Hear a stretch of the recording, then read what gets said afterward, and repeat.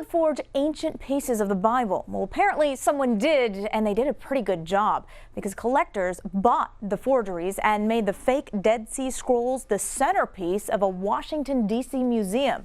Chip Reed shows us how the scientists exposed the hoax. Fragments that were purportedly part of the 2,000-year-old Dead Sea Scrolls have been on display at Washington's Museum of the Bible since it opened last year. But now, technical analysis has shown at least 5 of the museum's 16 fragments, including these 2, are likely forgeries. Museum Chief Curator Jeffrey Kloa.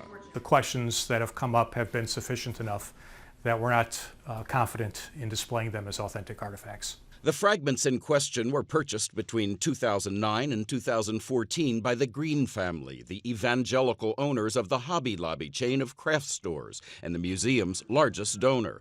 The tiny fragments were the museum's centerpiece collection, but there were concerns about their authenticity even before the museum opened.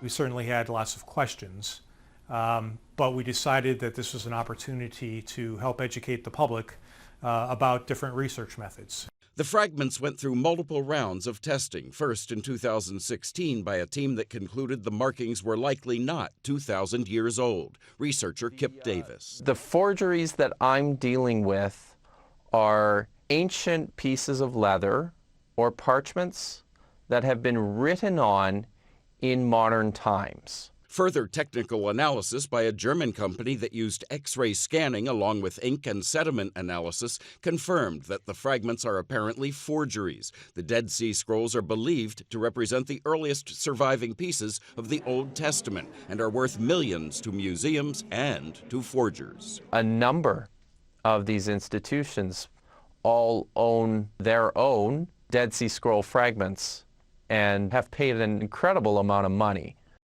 Some biblical scholars say that fake fragments are being marketed to American evangelical Christians. As for the rest of this museum's fragment collection, they say they will get them tested and the results will be released. Chip Reed, CBS News at the Museum of the Bible in Washington.